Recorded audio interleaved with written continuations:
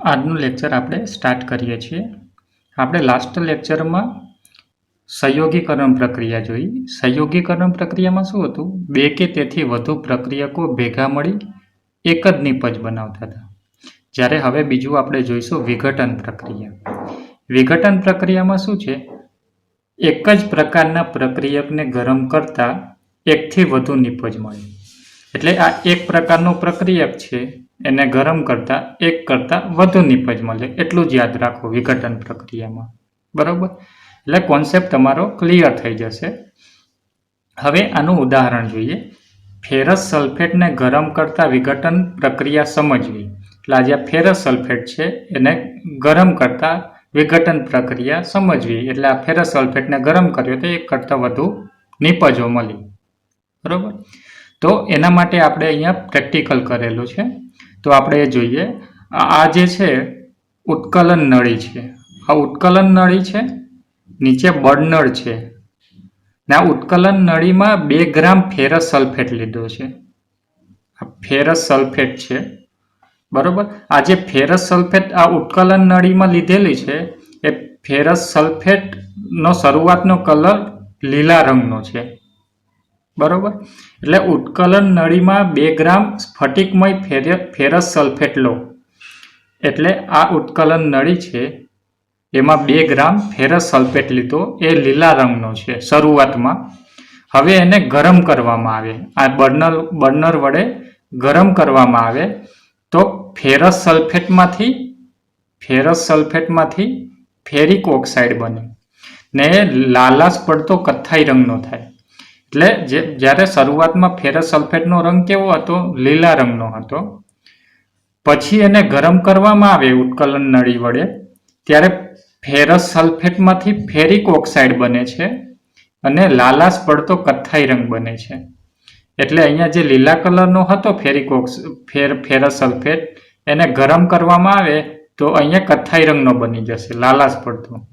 અને sulphur dioxide અને sulphur trioxide જેવા વાયુઓ ઉત્પન્ન થાય છે. એટલે આખી પ્રક્રિયા દરમિયાન આ ઉત્કલન નળીને તમારા મોઢા આગળ નહીં રાખવાની, કારણ કે ફેરસ સલ્ફેટને તમે ગરમ કરશો ને તો ફેરિક ઓક્સાઇડ બનશે, જોડે જોડે સલ્ફર ડાયોક્સાઇડ અને સલ્ફર ટ્રાયોક્સાઇડના વાયુ પણ અહીંયાથી નીકળશે, જે તીવ્ર વાસ ધરાવતો વાયુ છે. બરોબર? એટલે મુખથી થોડો દૂર રાખવાનું આ કસનળીને. આખી આ ફેરસ સલ્ફેટ કેટલો લેવાનો છે? તો 2 ગ્રામ. બરોબર? એટલે આપણે શું કરવાનું? તત્વને ખાલી ગરમ કરવાનું છે તો એક કરતા વધુ નિપજ મળશે. તો આ આપણે કહીએ તત્વ તરીકે શું લીધું ઉત્કલન નળીમાં? તો ફેરસ સલ્ફેટ. કેવા રંગનો છે? તો લીલા રંગનો છે. એને ગરમ કરવામાં આવ્યો તો એક કરતા વધારે કયા તત્વ મળ્યા? તો આ જે ફેરસ સલ્ફેટનું લીલા રંગનો હતો એ ફેરિક ઓક્સાઇડમાં રૂપાંતર થશે. બરોબર? એ કથ્થાઈ રંગનો થશે. એટલે એક તત્વ બન્યું. પછી અહીંયાથી ઉત્કલન નળીની બહારથી અહીંયા સલ્ફર ડાયોક્સાઇડ અને સલ્ફર ટ્રાયોક્સાઇડ છૂટા પડશે. એટલે એક ફેરિક ઓક્સાઇડ બન્યો, સલ્ફર ડાયોક્સાઇડ અને સલ્ફર ટ્રાયોક્સાઇડ, એટલે 3 તત્વ બન્યા. બરોબર? એ છૂટા પડશે એક જ નિપજને ગરમ કરવાથી. બરોબર? ને જોઈ લેવાનું, એટલે રાસાયણિક સૂત્ર શું? ને બંનેની ભૌતિક અવસ્થા જોઈ લેવાની. આ ફેરસ સલ્ફેટ છે એ ઘન સ્વરૂપમાં હતો. જોયું? એટલે ફેરસ સલ્ફેટ છે સોલિડ સ્વરૂપમાં હતો. એને ગરમ કરવામાં આવે તો ફેરિક ઓક્સાઇડ બને છે, એ પણ ઘન સ્વરૂપમાં છે. એટલે અહીંયા જે છે સોલિડ સ્વરૂપમાં હશે. ઉત્કલન નળી છે એના એન્ડમાં જે છે એ ફેરિક ઓક્સાઇડ બનશે, એ પણ ઘન સ્વરૂપમાં હશે. અને સલ્ફર ડાયોક્સાઇડ અને સલ્ફર ટ્રાયોક્સાઇડ વાયુ થશે, એ ગેસ સ્વરૂપમાં આવશે, એટલે G. બરોબર? ને એ તીવ્ર વાસ ધરાવતા હશે. બરોબર? ને આ ઉત્કલન નળીને જ્યારે તમે પ્રેક્ટિકલ કરતા હો ત્યારે મોઢા આગળ નહીં રાખવાનું. બરોબર? તો હવે આપણે એનું ઇક્વેશન જોઈએ. ફેરસ સલ્ફેટ તો FeSO4 કહેવાય. એ ઘન સ્વરૂપમાં છે એટલે ભૌતિક અવસ્થા S છે. એને ગરમ કરવામાં આવે એટલે ઉષ્મા લખ્યું અહીંયા. હવે ફેરસ સલ્ફેટમાંથી ફેરિક ઓક્સાઇડ બને તો Fe2O3 કહેવાય. બરોબર? ને સલ્ફર ડાયોક્સાઇડ અને સલ્ફર ટ્રાયોક્સાઇડ વાયુ છૂટા પડે છે. હવે જોઈ લેવાનું કે આ રાસાયણિક સમીકરણ સમતોલિત છે કે નહીં. બરોબર. અહીંયા એફી કેટલા છે? 2 છે, તો અહીંયા પણ એફી 2 છે. અહીંયા સલ્ફર કેટલા છે? તો 2 ગુણ્યા સલ્ફર એટલે 2 સલ્ફર છે. તો અહીંયા 1 સલ્ફર ને અહીંયા 1 સલ્ફર એટલે 2 સલ્ફર થઈ ગયા. એટલે એફી અને સલ્ફર સમતુલિત છે. હવે ઓક્સિજનને જોઈ લઈએ તો 4 દુની 8 ઓક્સિજન છે, બરોબર. 4 દુની 8 ઓક્સિજન છે.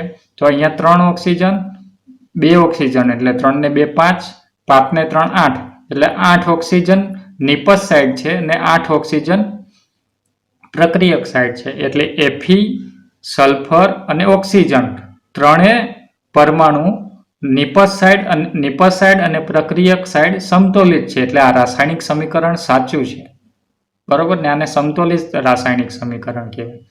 હવે પ્રશ્ન એમ પૂછે કે વિઘટન પ્રક્રિયા એટલે શું અને ઉદાહરણ દ્વારા સમજાવો. તો વિઘટન પ્રક્રિયા એટલે શું? એક જ પ્રકારના પ્રક્રિયકને ગરમ કરતા એકથી વધુ નિપજ મળે તેને વિઘટન પ્રક્રિયા કહેવાય. ઉદાહરણ તરીકે સમજાવો તો આપણે ફેરસ સલ્ફેટનું ઉદાહરણ આપી દેવાનું કે ફેરસ સલ્ફેટ એક જ પ્રક્રિયક છે, એને ગરમ કરતા એક કરતાં વધુ નિપજ મળે છે, તો આ વિઘટન પ્રક્રિયાનું ઉદાહરણ કહેવાય, બરોબર. તો વિઘટન પ્રક્રિયામાં જે ફેરસ સલ્ફેટ છે એ લીલા રંગનો છે અને જે નિપજ બની ફેરિક ઓક્સાઇડ એ લાલાશ પડતા કથ્થાઈ રંગનો છે. અને જે વાયુ બને છે SO2 ને SO3 એ ગેસ સ્વરૂપમાં છે. આની ભૌતિક અવસ્થા પણ ધ્યાન રાખવાની, બરોબર. એરા ઉપર આપણે શું લખીએ છીએ એ ખાસ ધ્યાન રાખવાનું. અને સૌથી વધુ મેઇન વાત છે આપણે સમીકરણ સમતોલિત છે કે નહીં એ જોવું, બરોબર. એટલે આનામાં હવે તમને ખબર પડી ગઈ હશે.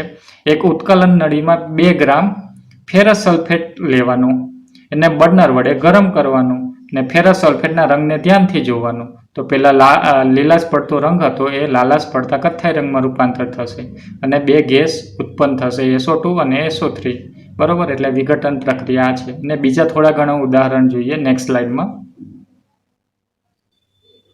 હવે આપણે આગળ જઈએ. એમાં વિઘટન પ્રક્રિયા એટલે શું? ઉદાહરણ આપો. તો વિઘટન પ્રક્રિયા એક જ પ્રકારના પ્રક્રિયકને ગરમ કરતા એકથી વધુ નિપજ મળે છે. હવે ઉદાહરણ જોઈએ. તો ઉદાહરણમાં આપણે આ જોઈ નાખ્યું. ફેરસ સલ્ફેટ કેવા રંગનો છે? આછા લીલા રંગનો છે. એને ગરમ કરતા ફેરિક ઓક્સાઇડ બને છે અને કથ્થાઈ રંગનો. અને સલ્ફર ડાયોક્સાઇડ અને સલ્ફર ટ્રાયોક્સાઇડ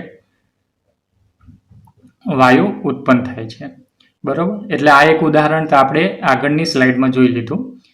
હવે આ જે વિઘટન પ્રક્રિયાના ઉદાહરણમાં કેવા આવશે કે પ્રક્રિયક એક જ હશે ને નિપજ એક કરતાં વધુ મળશે. જોઈ, આ પ્રક્રિયક એક જ છે ને એને ગરમ કરવામાં આવે બધામાં વિઘટન પ્રક્રિયામાં ને એક કરતાં વધુ નિપજ મળે છે, બરાબર. ને સંયોગીકરણમાં શું હતું કે પ્રક્રિયકો 2 કે તેથી વધુ હતા. એટલે ઓછામાં ઓછા 2 અને 2 થી વધારે હતા. એટલે પ્રક્રિયકો સાઈડ 2 અને 2 થી વધારે હતા ને નિપજ એક જ મળતી હતી, બરોબર. સંયોગીકરણ પ્રક્રિયામાં ને વિઘટન પ્રક્રિયામાં એક જ પ્રક્રિયક છે, એને ગરમ કરવામાં આવે, બધાને ગરમ કરવામાં આવે વિઘટન પ્રક્રિયામાં ને એક કરતાં વધુ નિપજ મળે છે ને. હવે આપણે આ ઉદાહરણ તો જોઈ લીધું. હવે આ પણ જોઈ લઈએ. Calcium carbonate. કેલ્શિયમ કાર્બોનેટ ઘન સ્વરૂપમાં છે. હંમેશા ભૌતિક ગમે તે તત્વ આવે એનું સૌથી પહેલા શું જોવાનું? ભૌતિક અવસ્થા, બરોબર. તો કેલ્શિયમ કાર્બોનેટ એને ગરમ કરવામાં આવે તો શું બને? Calcium oxide. તો શું બને છે? કેલ્શિયમ ઓક્સાઇડ કેવો છે? તો સોલિડ ફોર્મમાં એટલે ઘન સ્વરૂપમાં છે અને કાર્બન ડાયોક્સાઇડ છૂટો પડે છે, એ ગેસ ફોર્મમાં છે. એટલે આ એક તત્વ છે, એને ગરમ કરતા એક કરતાં વધુ નિપજ મળી. એટલે આ ઉદાહરણ શેનું છે? તો વિઘટન પ્રક્રિયાનું. ક્યારેક શું પૂછી લે એક્ઝામમાં, એક આ સમીકરણ આપેલું છે કે નીચેનામાંથી આ સમીકરણ શેનું છે, કઈ પ્રક્રિયા માટે છે? તો સંયોગીકરણ પ્રક્રિયા વિઘટન પ્રક્રિયા માટે છે, બરોબર. વિસ્થાપન પ્રક્રિયા માટે છે કે દ્વિવિસ્થાપન પ્રક્રિયા માટે છે? તો તમને ઓળખી જવું જોઈએ. સંયોગીકરણ પ્રક્રિયામાં આપણે શું જોયું? 2 કે 2 કરતાં વધુ પ્રક્રિયકો હતા ને નિપજ એક જ મળતી હતી. વિઘટન પ્રક્રિયામાં એક જ પ્રક્રિયક છે એને ગરમ કરવામાં આવે છે ને એક કરતાં વધુ નિપજ મળે છે, બરોબર. તો આ કેલ્શિયમ કાર્બોનેટ છે, એને ગરમ કરવામાં આવે તો કેલ્શિયમ ઓક્સાઇડ બને અને કેલ્શિયમ કાર્બન ડાયોક્સાઇડ છૂટો પડે. હવે આ રાસાયણિક પ્રક્રિયા તો આપણે ખબર પડી ગઈ કે કેલ્શિયમ કાર્બોનેટને ગરમ કરતા કેલ્શિયમ ઓક્સાઇડ બને. પણ પછી જોઈ લેવાનું કે આના પરમાણુઓ છે એ સમતોલિત છે કે નહીં. અહીંયા કેલ્શિયમ 1 છે પ્રક્રિયક સાઇડ, તો નિપજ સાઇડ પણ 1 છે. અહીંયા કાર્બન 1 છે તો અહીંયા પણ કાર્બન 1 છે. અહીંયા ઓક્સિજન કેટલા છે? 3 છે. તો અહીંયા 1 અને આ 2 3. એટલે આ રાસાયણિક સમીકરણ સમતોલિત છે. એટલે આ રાસાયણિક સમીકરણ સાચું છે. હવે આ રાસાયણિક સમીકરણ તો આપણે ગયા ઉદાહરણમાં જોઈ ગયા, બરોબર. તો એ પ્રમાણે સમતોલિત છે કે નહીં? બે ફેરસ ના તત્વ છે, પરમાણુ છે, 1 સલ્ફર છે ને 8 ઓક્સિજન છે, એ બધા પણ સમતોલિત છે, બરોબર. પણ આપણે જોવાનું કે એમાંથી ફરક શું પડે છે, બરોબર. તો લીલામાંથી કથ્થાઈ કલરનો બને છે, ફેરસ સલ્ફેટને ગરમ કરતાં ફેરિક ઓક્સાઇડ બને છે, કેલ્શિયમ કાર્બોનેટને ગરમ કરતાં કેલ્શિયમ ઓક્સાઇડ બને છે, ને લેડ નાઇટ્રેટને ગરમ કરતાં લેડ ઓક્સાઇડ બને છે. હવે આ લેડ નાઇટ્રેટનું અણુસૂત્ર શું થાય? PbNO3 ટ્વાઇસ, બરોબર. લેડ નાઇટ્રેટ એટલું સૂત્ર થાય, PbNO3 ટ્વાઇસ. એમાંથી લેડ નાઇટ્રેટને ગરમ કરતાં લેડ ઓક્સાઇડ બને એટલે PbO મળે, અને નાઇટ્રોજન ડાયોક્સાઇડ અને ઓક્સિજન છૂટા પડે. એટલે આપણે શું કરે, લેડ નાઇટ્રેટને આપણે ખાલી અહીંયા 2 નહીં લખવાના, અસમતોલિત સમીકરણ લખવું હોય, બરાબર, તો લેડ નાઇટ્રેટને ગરમ કરતાં લેડ ઓક્સાઇડ બને, નાઇટ્રોજન ડાયોક્સાઇડ છૂટું પડે ને ઓક્સિજન છૂટું પડે. આ જે 4, 2 ને 2 છે એ સમતોલિત કરવા માટે લખેલા છે.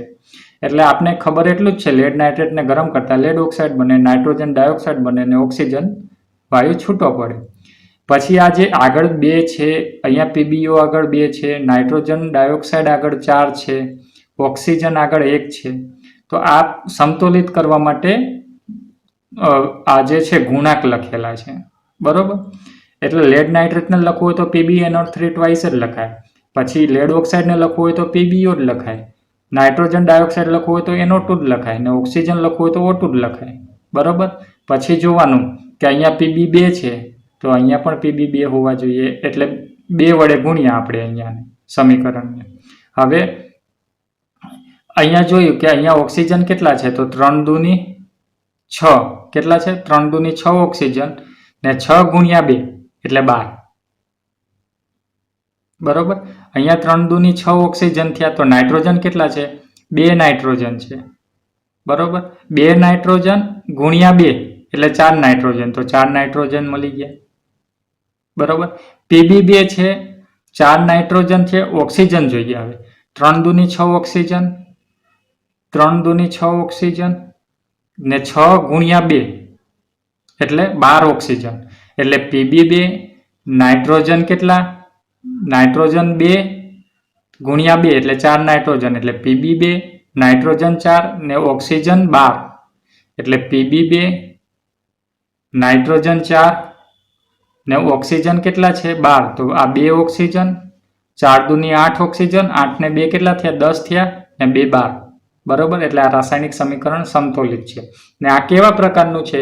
કારણ કે એક જ તત્વ છે, એને ગરમ કરતાં 1 કરતાં વધુ નિપજ મળે છે, એટલે આ વિઘટન પ્રકારની રાસાયણિક પ્રક્રિયા છે. ખબર પડી ગઈ ને? ને આ જે છે સમીકરણ બન્યું એમાં નાઇટ્રોજન ડાયોક્સાઇડનો કલર કેવો હશે? તો કથ્થાઈ રંગનો વાયુ ઉત્પન્ન થાય છે, બરોબર. એ ખાસ ધ્યાન રાખવાનું. હવે એમ પૂછે કે Pb નાઇટ્રેટને ગરમ કરતાં જે નાઇટ્રોજન ઓક્સાઇડ બને છે એ કેવા કલરનો છે? તો કથ્થાઈ રંગનો, બરોબર. એટલે આ સમીકરણ તમને યાદ રાખવા બહુ ઇઝી છે અને યાદ રાખવા જરૂરી છે, બરોબર. આપણે ખાલી તત્વ જ યાદ રાખતા, કેલ્શિયમ કાર્બોનેટને ગરમ કરતાં કેલ્શિયમ ઓક્સાઇડ બને છે. પછી આપણે શું થાય કે ફેરસ યાદ કઈ રીતે રાખવાના સમીકરણને? ફેરસ સલ્ફેટને ગરમ કરતાં ફેરિક ઓક્સાઇડ બને છે, સલ્ફર ડાયોક્સાઇડ બને છે, સલ્ફર ટ્રાયોક્સાઇડ બને છે, એટલું જ યાદ રાખવાનું. પછી આપણે ફેરસ સલ્ફેટનું સૂત્ર લખી દેવાનું, પછી ફેરિક ઓક્સાઇડનું સૂત્ર લખી દેવાનું. પછી જોવાનું કે સમતોલિત કરવા માટે અહીંયા કેટલા ગુણાંક એડ કરવા પડશે, બરોબર. એ રાસાયણિક સમીકરણને કઈ રીતે સમતોલિત કરવું એ આપણે બીજા લેક્ચરમાં જોઈ ગયા, બરોબર. એટલે પછી આપણે એક્ઝામમાં આ કદાચ તમે ભૂલી જાઓ, ગુણાંક છે, આ 2 છે, અહીંયા પણ 2 છે, 4 છે. તો આપણે સૌથી પહેલાં રાસાયણિક સમીકરણ કઈ રીતે યાદ રાખવા? તો આટલું જ યાદ રાખવાનું. લેડ નાઇટ્રેટને ગરમ કરતાં લેડ ઓક્સાઇડ બને અને નાઇટ્રોજન ડાયોક્સાઇડ બને અને ઓક્સિજન છૂટો પડે. એટલે લેડ નાઇટ્રેટનું સૂત્ર આપણે આવડતું હોય તો એટલું તો લખી શકાય ને, PbNO3 ટ્વાઇસ. લેડ ઓક્સાઇડનું સૂત્ર તો આવડતું હોય ને, PbO. નાઇટ્રોજન ડાયોક્સાઇડનું સૂત્ર આવડતું હોય તો NO2 ને O2. એટલે PbNO3 ટ્વાઇસ લખવાનું, પછી એરો કરવાનું, પછી PbO કરવાનું, પછી પ્લસ કરવાનું, પછી NO2 લખવાનું, પછી O2 લખવાનું, પછી રાસાયણિક સમીકરણને સમતોલિત કરી નાખવાનું. બરોબર. તો આવી રીતે તમને રાસાયણિક સમીકરણો ગોખવા પણ નહીં પડે અને યાદ રહી જશે. મેન આપણે યાદ રાખવાનું, ફેરસ સલ્ફેટને ગરમ કરતા ફેરિક ઓક્સાઇડ બને, સલ્ફર ડાયોક્સાઇડ બને અને સલ્ફર ટ્રાયોક્સાઇડ છૂટો પડે. કેલ્શિયમ કાર્બોનેટને ગરમ કરતા કેલ્શિયમ ઓક્સાઇડ બને અને કાર્બન ડાયોક્સાઇડ છૂટો પડે. એટલે ખાલી આ તત્વના નામ યાદ રાખવાના. અણુસૂત્ર તો કેલ્શિયમ કાર્બોનેટ તો CaCO3 યાદ રહી જાય. ફેરસ સલ્ફેટ તો FeSO4 યાદ રહી જાય. લેડ નાઇટ્રેટ એટલે PbNO3 ટ્વાઇસ યાદ રહી જાય. લેડ ઓક્સાઇડ યાદ રહી જાય. સૌથી વસ્તુ રાસાયણિક સમીકરણમાં શું છે કે આ ગુણાંક યાદ રાખવાના. તો ગુણાંકમાં શું છે કે આપણે થોડા ઘણા યાદ રાખવાનો ટ્રાય કરવાનો, પછી એવું થાય કે પછી જોઈ લેવાના કે આ રાસાયણિક સમીકરણ સમતોલિત છે કે નહીં. તો ભૂલ નથી પડતી ને તો એને એવી રીતે ગુણી નાખવાના કે જેથી રાસાયણિક સમીકરણ સમતોલિત થઈ જાય. તો આપણે રાસાયણિક સમીકરણ સાચું પણ થઈ જશે ને ગોખવું પણ નહીં પડે. બરોબર. આ જ રીત છે, બીજી કોઈ રીત નથી. તમે ગમે તે જાઓ, આપણે યાદ રાખવાની પ્રોસેસ શું છે રાસાયણિક સમીકરણમાં, તો નામથી યાદ રાખવાનું. કેલ્શિયમ કાર્બોનેટને ગરમ કરતા કેલ્શિયમ ઓક્સાઇડ બને છે અને કાર્બન ડાયોક્સાઇડ છૂટો પડે છે.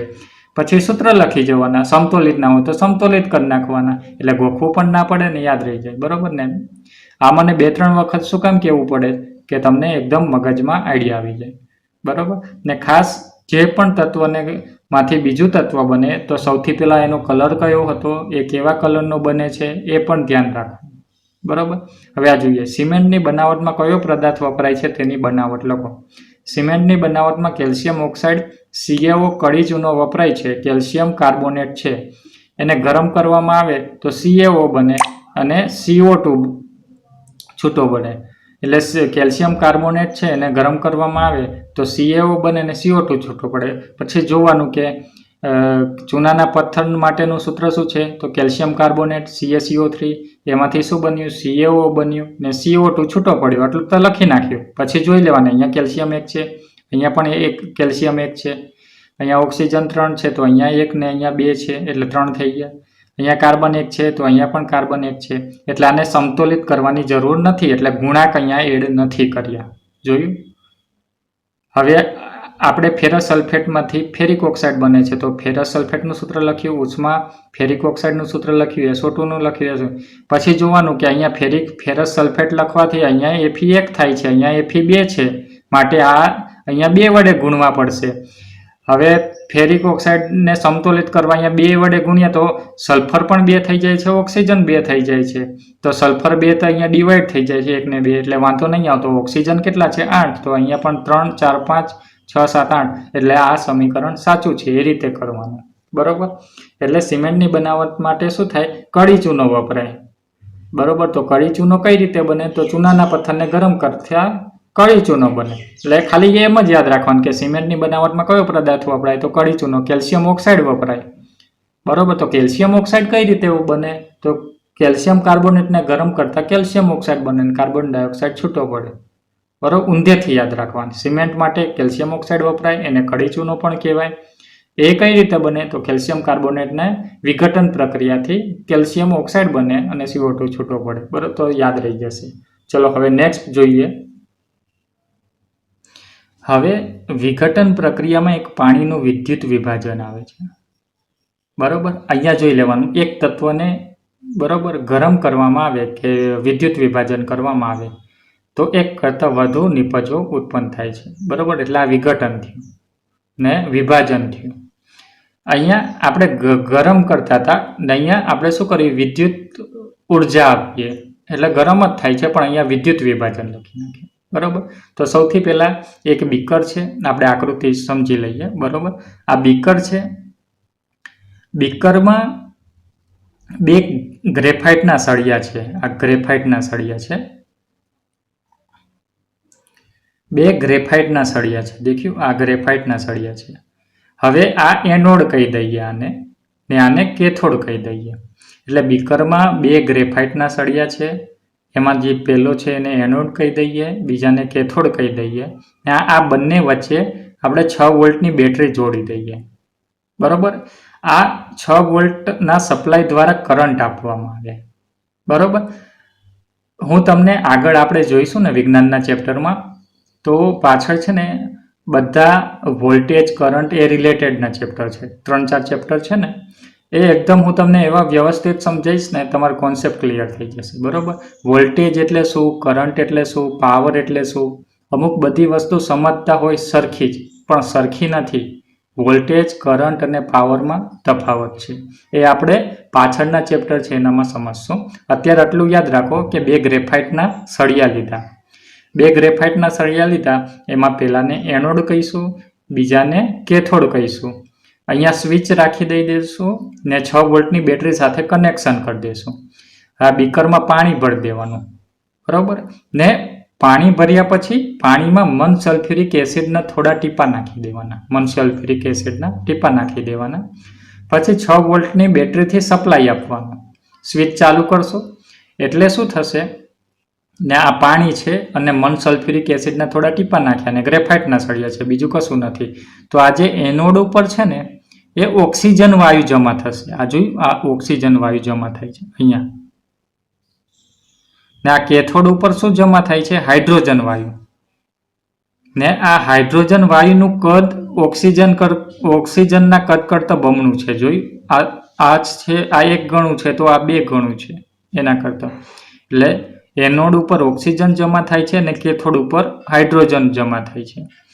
એટલે સૌથી પહેલા પાણીનું વિદ્યુત વિભાજન થાય. તમને બધું યાદ આવશે કે એનોડ ઉપર ઓક્સિજન છૂટો પડે છે અને હાઇડ્રોજન છૂટો પડે છે. પણ સૌથી વધુ મહત્વની વાત એ છે કે એનોડ ઉપર ઓક્સિજન છૂટો પડે છે કે કેથોડ ઉપર છૂટો પડે છે. તો આપણે યાદ રાખવાનું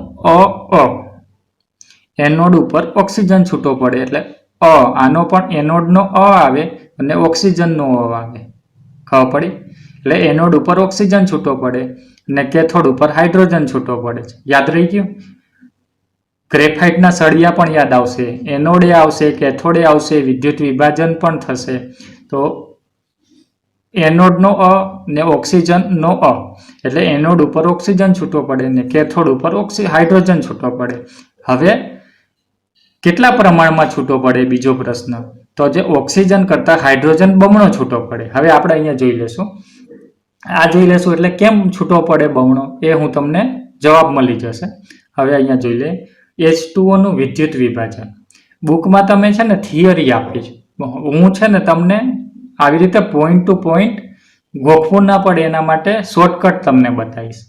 એટલે ખાલી તમે એક્ઝામમાં આટલું તમે જોઈ લેશો અને લખી નાખશો ને નોટ્સ, તો તમને ગોખવું નહીં પડે ને ઇઝીલી બધું યાદ રહી જશે. તમે બુકમાં જોશો ને તો આખો ફકરો આપી દીધો હશે, વાંચવાનો કંટાળો આવે. બરોબર, એટલે મેં પોઈન્ટ કાઢી લીધા છે. તો H2O નું વિદ્યુત વિભાજન. હવે વિદ્યુત ધ્રુવ તરીકે શું છે, ગ્રેફાઇટના સળિયા છે. બરોબર, ને 6 વોલ્ટની આપણે બેટરી વડે સપ્લાય આપ્યો તો વીજ કોષ કેટલું, 6 વોલ્ટ. તો એનોડ ઉપર શું છૂટું પડશે, તો એનોડ ઉપર ઓક્સિજન છૂટો પડશે ને કેથોડ ઉપર હાઇડ્રોજન વાયુ છૂટો પડશે. જે હાઇડ્રોજન વાયુ છૂટો પડ્યો એનું કદ ઓક્સિજન કરતાં બમણું છે, તો ઓક્સિજન કરતાં બમણું છે. તો હવે આ જે H2O છે, બરોબર, એ લિક્વિડ ફોર્મમાં છે. આપણે આ 2 ગુણાંક છે ને એને ભૂલી જાઓ તમે. બરોબર, તો H2O, બરોબર, તો H2O છે તે કયા ફોર્મમાં છે, તો પાણી ફોર્મમાં છે. એનું વિદ્યુત વિભાજન કરતાં H2 બન્યું ને O2 બન્યું. બરોબર, પછી એને સમતોલિત કરી જોવાના. અહીંયા હાઇડ્રોજન 2 છે તો અહીંયા 2 વડે ગુણી નાખ્યા પાણી, તો 2 દુ 4 હાઇડ્રોજન છે તો અહીંયા પણ 4 થઈ ગયા. ને અહીંયા ઓક્સિજન કેટલા છે, 2 છે, તો અહીંયા ઓક્સિજન 2 છે. બરોબર, હવે અહીંયા જોઈ લેવાનું. હવે આ સમીકરણને બીજી રીતે પણ લખાય, એ હું તમને લખી બતાવીશ. બરોબર, પણ જોઈ લેવાનું કે અહીંયા ઓક્સિજનના કેટલા પરમાણુ છે, તો 2 છે.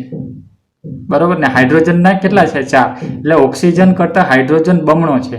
તો અહીંયા ઓક્સિજન કરતાં હાઇડ્રોજન બમણો આવે, કેમ ના આવે? બરોબર, તો પાણીનું વિદ્યુત વિભાજન કરતાં હાઇડ્રોજન અને ઓક્સિજન વાયુ છૂટું પડે છે.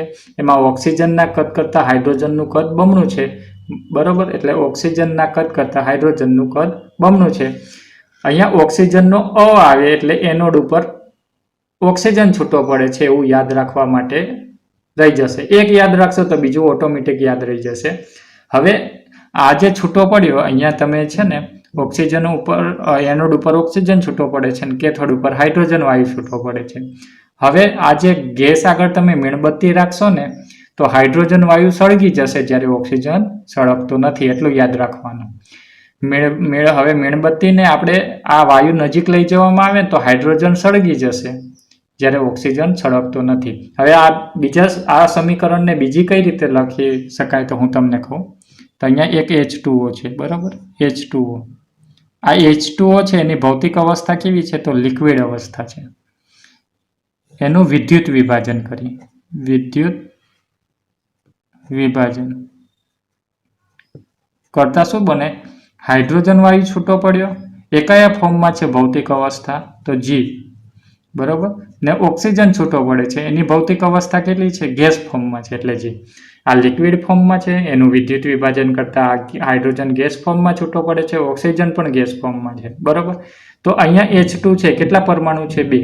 તો અહીંયા પણ 2 છે, તો સમતોલિત કરવાની જરૂર નથી. અહીંયા ઓક્સિજન કેટલા? 1 છે, તો અહીંયા કેટલા છે? 2. તો અહીંયા 1/2 લખી દો, બરોબર.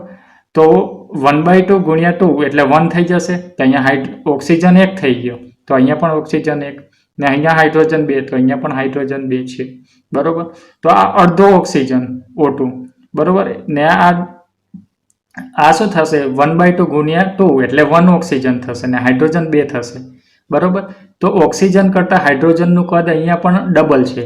અહીંયા 2 હતું, તો અહીંયા 4 હતા હાઇડ્રોજન, બરોબર. તો આ જે સમીકરણને બધાને 2 વડે ગુણી નાખશું, બરોબર. તો અહીંયા 2H2O થશે, તો 2H2O થશે. અહીંયા 2 વડે ગુણી નાખશું તો 2H2 થશે. ને આને 2 વડે ગુણી નાખશું તો 2 કેન્સલ થઈ જશે, તો O2 વધશે, બરોબર. તો આ સમીકરણ પણ સાચું છે, રાસાયણિક દ્રષ્ટિએ સમતોલિત છે, ને આ સમીકરણ પણ રાસાયણિક દ્રષ્ટિએ સમતોલિત છે. એટલે એક્ઝામમાં તમે 2 માંથી ગમે તે પણ લખો એ સાચું જ છે, બરોબર. પણ આ 1/2 ને એવું ઓકવર્ડ ના લખવું પડે, તો આખા રાસાયણિક સમીકરણને આપણે 2 વડે ગુણી નાખ્યા, ને પ્રક્રિયક સાઈડ અને નિપજ સાઈડ પરમાણુઓ જોઈ લીધા, તો આ રાસાયણિક સમીકરણ સમતોલિત છે, એટલે પણ આ રીતે લખી શકાય, બરોબર. હવે આમાં કોઈને પ્રોબ્લેમ નથી ને? હવે નેક્સ્ટ આપણે બીજી રાસાયણિક પ્રક્રિયા સમજશું. એટલે તમારે સંયોજીકરણ પ્રક્રિયા અને વિઘટન પ્રક્રિયા અહીંયા પૂરું થાય છે. વિઘટન પ્રક્રિયામાં આપણે 3 ઉદાહરણ જોયા, એ તમે યાદ રાખી નાખજો. પછી એનું સિમેન્ટ માટે કયું તત્વ વપરાય એનું પણ રાસાયણિક સમીકરણ જોયું, અને વિઘટન પ્રક્રિયામાં પાણીનું વિદ્યુત વિભાજન પણ જોઈ લીધું, બરોબર. એટલે આ રાસાયણિક સમીકરણ આવી રીતે બને છે. સમીકરણોને સંતુલિત કરવા માટે કઈ રીતે ગુણાંકનો આપણે યુઝ કરીએ છીએ એ પણ ધ્યાન રાખવું, બરોબર. હવે નેક્સ્ટમાં બીજી પ્રક્રિયા સમજશું. એટલે તમારે અહીંયા 2 પ્રક્રિયા પૂરી થાય છે, સંયોજીકરણ અને વિઘટન પ્રક્રિયા, બરાબર. નેક્સ્ટ લેક્ચરમાં જોઈશું.